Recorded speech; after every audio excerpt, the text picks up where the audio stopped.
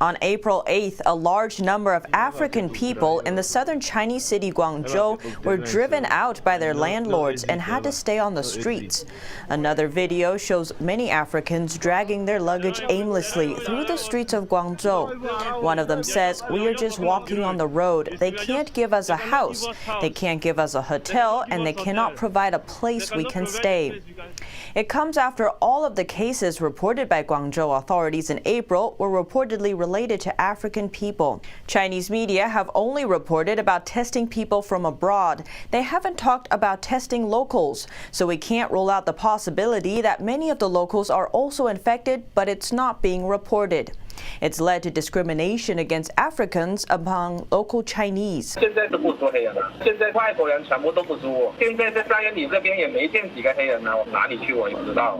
One citizen says the Africans staying on the street are a potential safety threat and a virus transmission hazard. Guangzhou is likely going to be a catalyst that ignites southern China. Japan will spend $2 billion to move its manufacturing from China to other countries. Before the pandemic, China was Japan's biggest trading partner.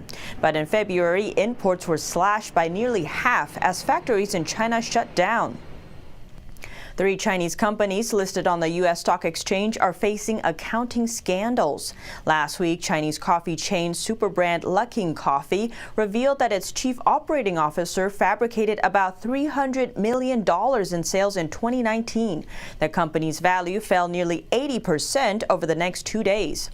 China's answer to Netflix, iQIYI, has been accused of inflating its 2019 revenue by over $1 billion. It's reportedly done this by exaggerating its user numbers by 42 to 60% and then faking expenses to explain where the extra revenue went. Investment company Muddy Waters Research supports the accusation. In response, iQIYI agreed its 2019 report contains numerous errors, unsubstantiated statements, and misleading conclusions.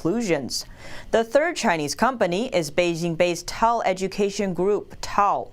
The company said an employee conspired with external vendors to wrongly inflate light class sales by forging contracts and other documentations. Light class sales accounted for about 3 to 4% of the company's total revenues, or about $90 million in 2019.